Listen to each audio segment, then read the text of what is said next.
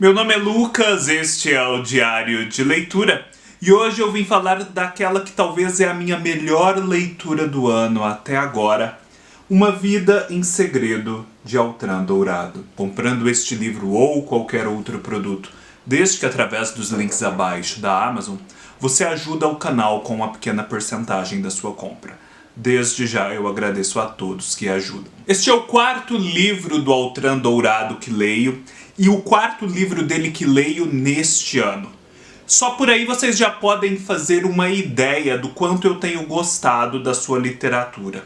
Amei os 3 livros que li, vou deixar todas as referências para vídeos e textos que produzi aqui embaixo. Mas confesso que foi Uma Vida em Segredo, essa pequena novela em extensão, que me conquistou e que eu julgo perfeita sob todos os pontos de vista. Sabe aquela novela potente como, por exemplo, A Morte de Ivan Ilitch, que quando todos perguntam um livro pequeno, mas de alto impacto, você indica? Pois é, Uma Vida em Segredo se encaixa perfeitamente nessa descrição. Pretendo então convencê-los do quão preciosa é esta joia aqui que eu tenho em mãos e quem sabe levá-los a ler Uma Vida em Segredo, conhecer Biela, sua protagonista, e assim se enveredar pelo universo do Altran Dourado. Desde já eu creio que esta seja uma ótima porta de entrada. Aqui nós vamos acompanhar a vida de Biela. Biela é o apelido dessa jovem ali pelos seus 18 anos, que ficara órfã de mãe muito cedo e que depois, ali pelos 18 anos, ficou órfã de pai também. Seu pai era chamado Juvencio, era um homem muito ensimismado, que comandava uma fazenda, a Fazenda do Fundão, era um rico proprietário de terras, eles tinham muitas posses, e desde que a mãe morrera, muitos consideravam que ele era meio pancada, ou seja, Juvencio tinha algum problema psiquiátrico. E em determinada altura da vida, parece que por força de um curandeiro ele acabou ficando curado, porém ficou a fama e muitos desconfiavam de que Biela pudesse ser semelhante. Porque, sendo essa pessoa meio pancada, o pai de Biela, que cuidou da sua criação, acabou optando por não colocá-la sob os cuidados de uma outra mulher, de uma tia ou algo assemelhado, não enviou Biela a um colégio de freiras para se educar enquanto moça. Portanto, Biela era meio que uma moça do mato, criada aí com esse pai meio pancada, lá no longe da Fazenda do Fundão. Quando o pai morre, ele deixa como curador de Biela e testamenteiro, portanto, administrador de todos os seus bens enquanto Biela não atingir a maioridade, o seu primo Conrado, que também é fazendeiro. O primo Conrado é casado com Constança, tem vários filhos e leva uma vida citadina típica. Ele então vai buscar Biela lá da Fazenda do Fundão e levá-la para morar consigo na cidade. A princípio, o primo Conrado tem um pouco de receio de trazer Biela para sua casa, com medo de que ela seja pancada assim como o pai e o primo Juvencio. Mas Constança, sua esposa, o convence de que será bom trazê-la, afinal, as filhas estão crescendo ou algumas já são muito novas e ela se sente faltosa de companhia de alguém adulto com quem possa conversar e vê na prima Biela uma esperança, então, de uma companheira.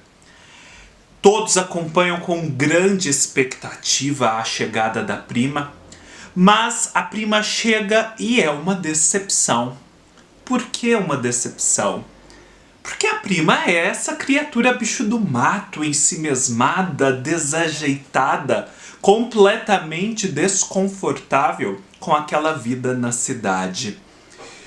Mas não desistem dela. Constança acredita que poderá, com diligência, torná-la alguém mais sociável, refinada, de quem não sinta vergonha em sociedade. E a prima Biela, por seu lado, também fica totalmente desconfortável, desajeitada, e vamos acompanhando então suas reações. A prima Biela, a princípio, é um projeto daquela família que projeta nela muitas expectativas de quem ela possa vir a ser. Muitas tentativas são feitas para trazer Biela a novos hábitos, a convivência em sociedade, trajando novas roupas, portando-se de um modo diferente, conversando de um jeito novo. A prima Biela, muito com dificuldade, aceita a princípio ser parte e objeto deste projeto. E ela mesma, por gestos muito sutis, se permite tentar o novo.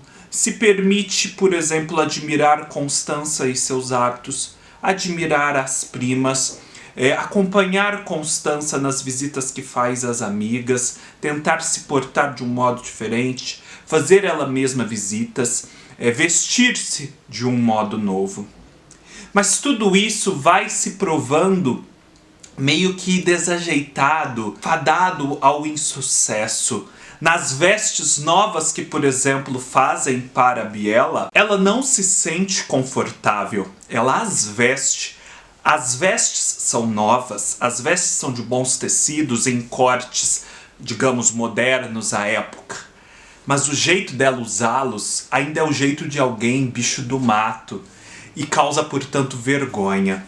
O jeito que ela visita as amigas em sociedade é estranho.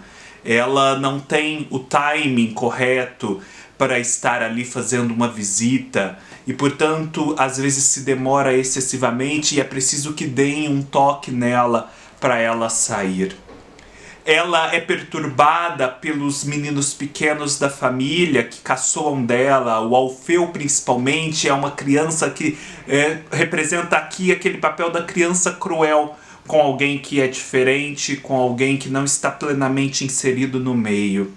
E assim ela vai tentando ser algo diferente, mas ao mesmo tempo se sentindo muito insatisfeita. Chega um determinado momento em que o primo Conrado, que jogava fora, por uma série de motivos não pode mais jogar fora, aquele era um lazer que ele muito prezava, e com muita resistência, mas sob a influência da esposa, ele decide reunir os amigos sábados à noite para jogar truco. E nisso ele convida um amigo chamado Zico, seu Zico, e o filho Modesto, um jovem sobre o qual paira uma certa fama de preguiça, mas que, enfim, está ali, é um bom partido sob outros aspectos, e Biela começa a se interessar por ele. Ela se interessa, a princípio ela não tem muita consciência disso, mas vai demonstrando através de pequenos gestos que essa é a sua inclinação. Aos poucos as pessoas percebem, Modesto percebe e se torna um pretendente ativo. Até que, por fim, arranja-se um noivado para a consolação de Constança, que já nem pensava que ela fosse casar, que ela fosse ter esse curso natural de vida, afinal ela era tão diferente.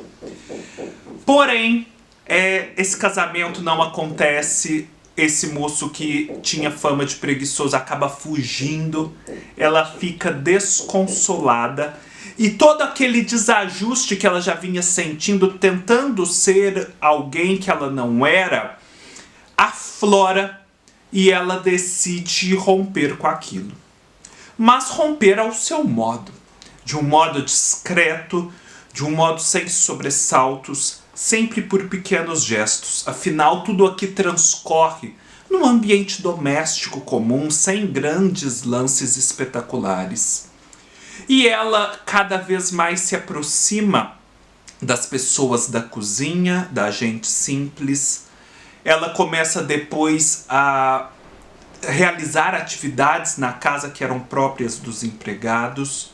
Ela nunca se preocupa com dinheiro, apesar de ser uma moça rica. Tudo fica sob a administração do primo Conrado. Ela começa a não mais visitar as amigas chiques de Constança, mas a ir nas suas casas para visitar as empregadas. Ela começa a se afastar das atividades que Constança lhe trazia, lhe exigia. Ela muda suas roupas, ela volta a vestir as vestes antigas e inapropriadas. Ela, por fim, rompe de vez com a família, não querendo nem mais jantar e almoçar com eles na mesa principal. Ela passa agora a comer com os empregados. E ela visita os indigentes na Santa Casa, ela acompanha os funerais da gente pobre, isso a atrai. Ela vai se aproximando cada vez mais daqueles que são simples, daqueles que são marginalizados e com os quais ela se identifica. E nisso nós vamos acompanhando diversos lances até chegar à sua morte, ao fim da vida. Então é um livro, apesar do pequeno tamanho em extensão, de vida inteira. E por que então este livro, aparentemente tão simples, tão banal, falando de alguém assim, do interior, da fazenda, tão aparentemente pouco complexa, é tão interessante, é tão bem realizado, e por que eu considero assim essa joia? Justamente por isso, porque esta é uma vida em segredo, é uma vida comum, é uma vida sem sobressaltos, uma vida aparentemente apagada, que muito provavelmente, com dificuldades, apareceria num romance, na literatura. Afinal, a literatura acaba sendo um pouco mais vocacionada às vidas exuberantes, com grandes lances, com grandes acontecimentos. Uma vida assim como a da Biela no livro é quase que por rigor uma vida fora da literatura, uma vida que passaria despercebida. E o Altran Dourado então tem a capacidade de transformar essa vida num objeto literário, num objeto de uma narrativa literária, e de fazer isso de um modo convincente, que nos atrai a atenção, que nos conquista, sem, no entanto, macular a simplicidade dessa vida. Ou seja, ele não tenta fazer de uma vida simples uma vida espetacular. Ele consegue narrar uma vida simples, de forma simples e discreta, e ao mesmo tempo ser profundo, ser rico em imagens, ser rico em metáforas, ser rico do ponto de vista literário. Nós vamos lendo toda a narrativa tão parcimoniosa e discreta e num tom tranquilo do Altran, e de repente nos damos conta do quão grandioso é aquilo. Como debaixo da aparente banalidade daqueles acontecimentos, daqueles encadeamentos de fatos, daquelas reações de Biela, daquelas descrições, está assim imagens e reflexões profundas e muito ricas e muito inspiradoras. É impressionante como o Altran Dourado consegue narrar a passagem do tempo, afinal muitos anos passam, desde os 18 anos da Biela até a sua morte mais velha, demonstrando como numa vida comum são poucos os acontecimentos espetaculares ou sequer existem. E ele consegue então dar a noção de que entre um fato um pouco mais relevante e outro, parece não ter passado tanto tempo, afinal aquilo está tão próximo na narrativa, mas na verdade muito tempo se passou. Então ele consegue trazer para o livro essa rapidez e ao mesmo tempo morosidade de uma vida simples. Ele consegue também nisso mostrar como através desses pequenos gestos, desses pequenos lances de Biela, na vida dela, pequenas atitudes, grandes transformações se operam.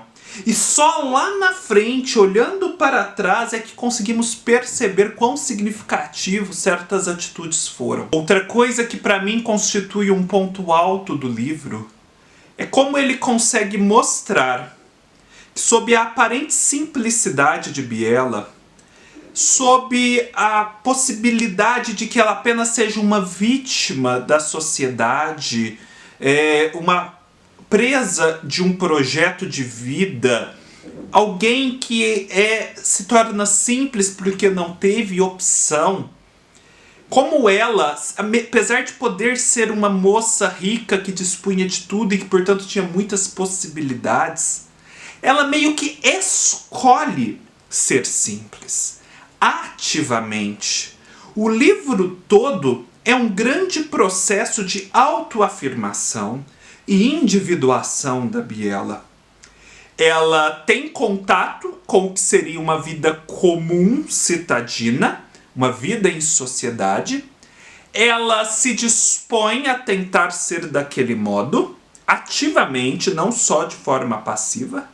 Ela percebe que aquilo não é para ela, e a partir de então, sempre que surge uma oportunidade, de modo discreto, ela vai se autoafirmando, rompendo com aqueles hábitos que ela vê que não são dela e voltando ao seu modo de ser original.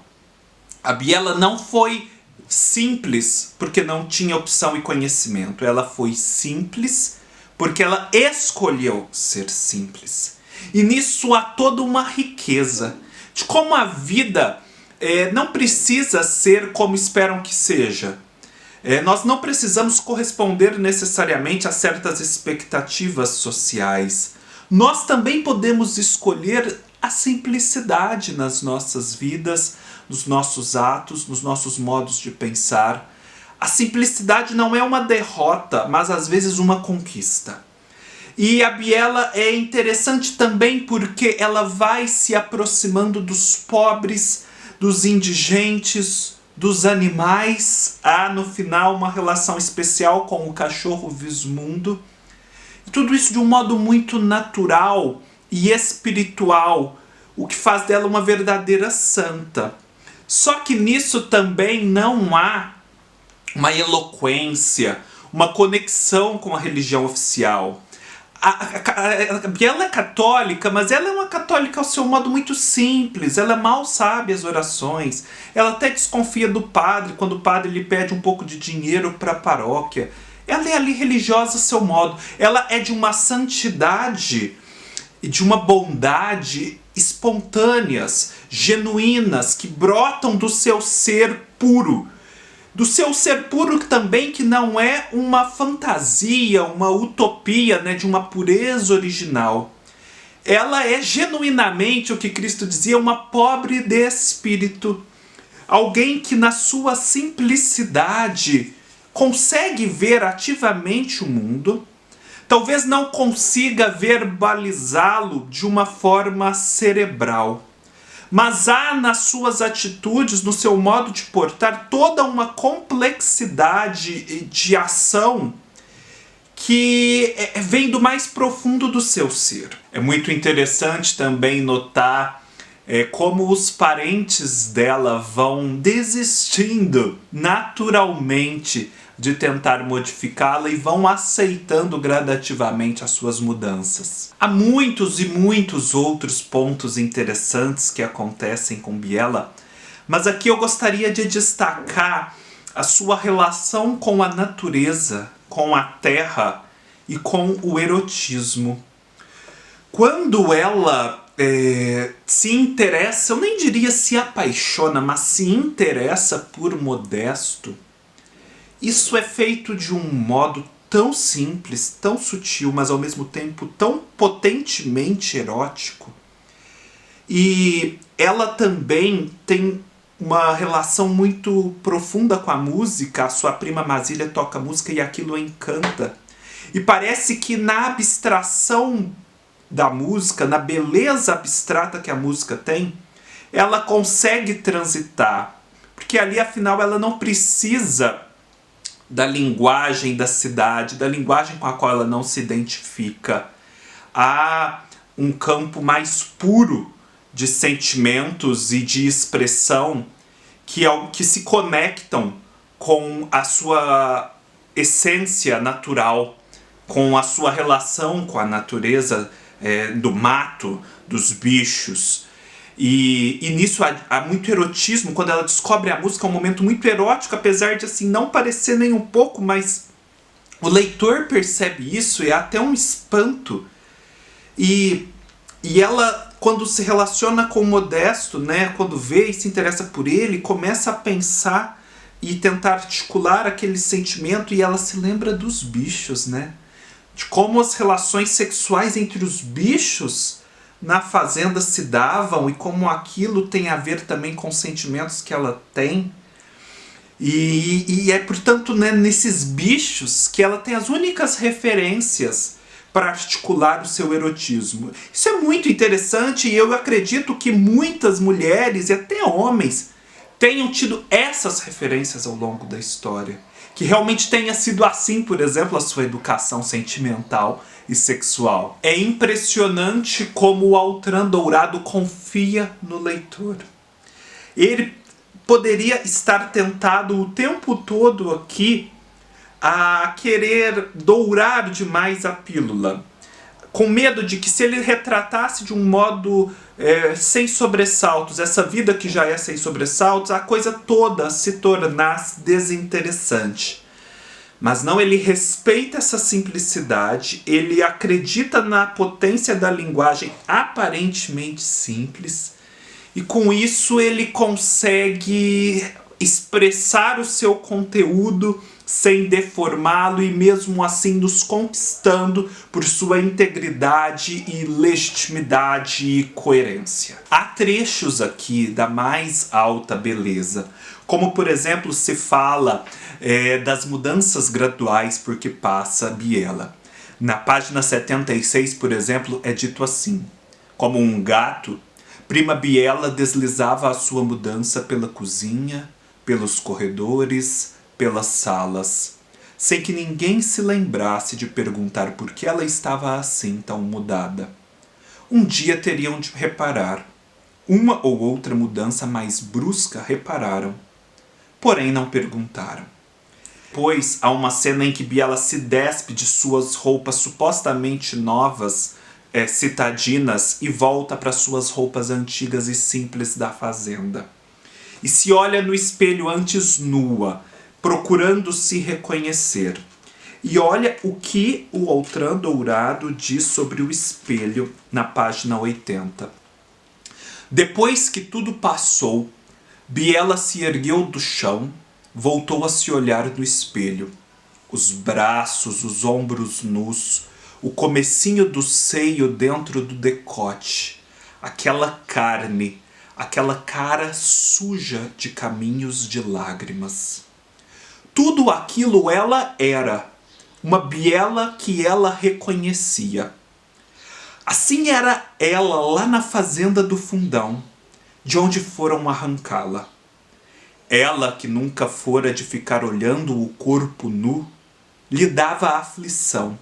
Ficou assim muito tempo se vendo no espelho.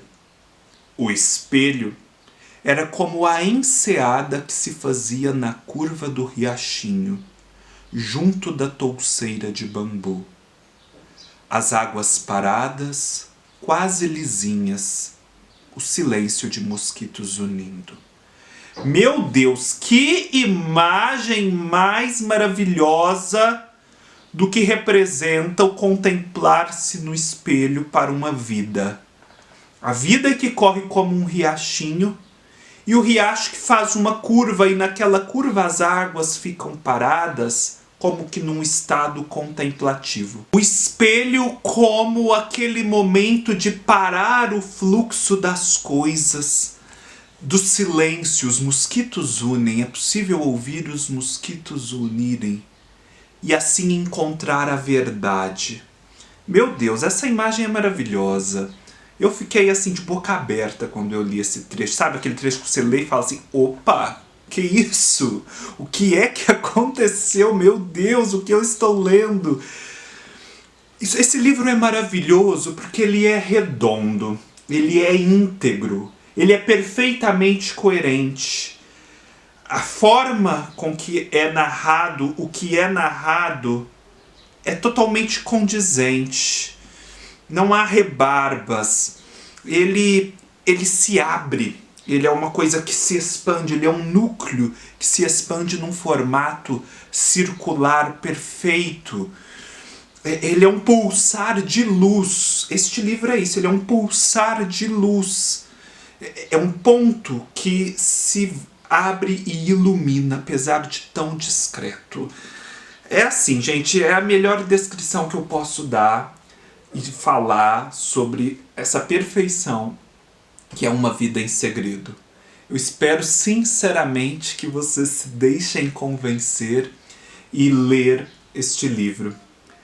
A Biela me lembrou muito da Macabea, de A Hora da Estrela. Mas é interessante porque, diferentemente da Macabea, que acaba assumindo uma posição de vítima dos fatos, ela é um ser simples e ingênuo. Mas, como vítima, a Biela é um ser simples e ingênuo por opção e que consegue defender o seu espaço no mundo para ser simples e ingênuo. Nesse sentido, a Biela é uma heroína, ela é uma santa a seu modo, ela é esse ponto de luz. Deixa eu parar por aqui, senão eu continuo falando deste livro. Agora resta vocês lerem. Espero que tenham gostado. Se gostaram, deem um like, deixem seus comentários, se inscrevam no canal, me sigam nas minhas outras redes sociais, todos os links estarão aqui embaixo. E nos vemos numa próxima oportunidade. Até mais!